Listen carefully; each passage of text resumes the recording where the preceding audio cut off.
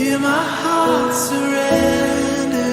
I tell my soul again, you are Lord of all. Everyone, and welcome to Devotions with the Dubes. I am Mandla Dube. And I am Tennille Dube. Today we're coming to you from Full Life Church in Maltby, which is in England. How exciting is that?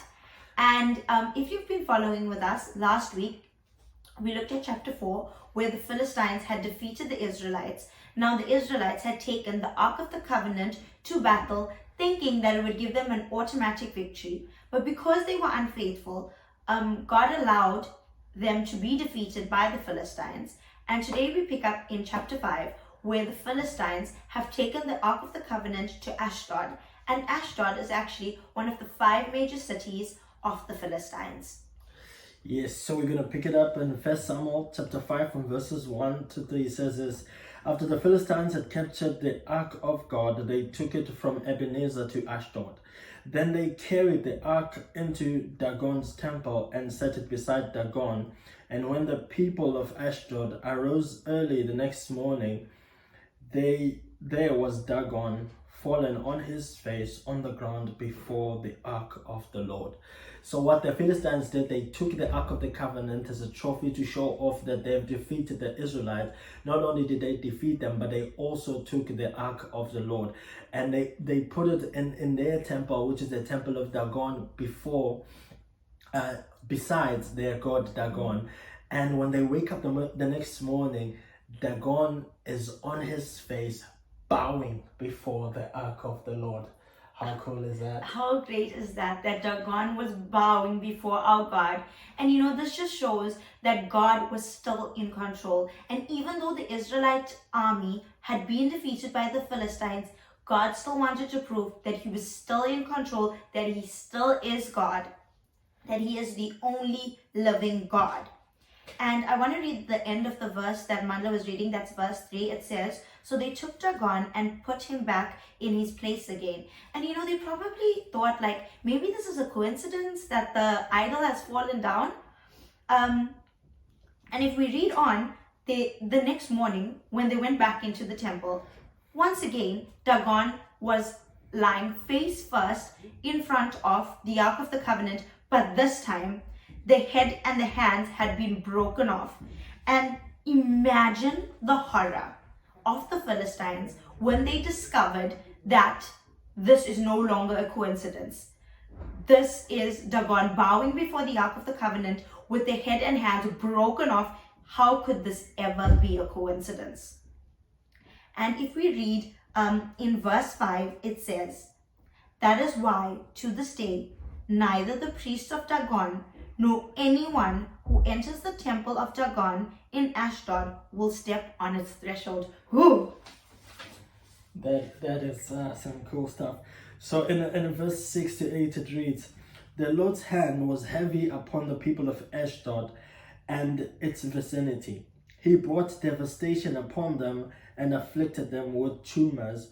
When the men of Ashdod saw what was happening, they said, the Ark of the God of Israel must not stay here with us, because his hand is heavy upon us and upon Dagon our God." So they called together all the rulers of the Philistines and asked them, "What shall we do with the Ark of the God of Israel?"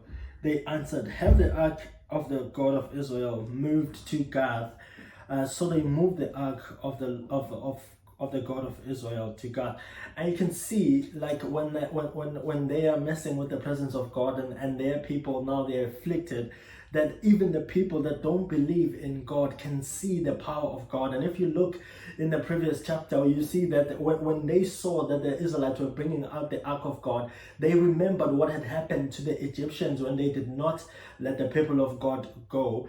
That they were also afflicted with many plagues, and now it's happening to them, and everyone is scared. They're saying this ark must be taken away from them. They don't want it in their towns because they can see that it's hurting their people, and the people will end up dying from the tumors and all those things. Scary stuff, eh? And it just proves that even unbelievers knew the power of God. Even unbelievers knew the power that was in the Ark of the Covenant, which we know is the presence of God. And so the Ark of the Covenant is taken to Gath, and once again we see that the people are struck by plagues of tumors, and there's panic, like proper panic.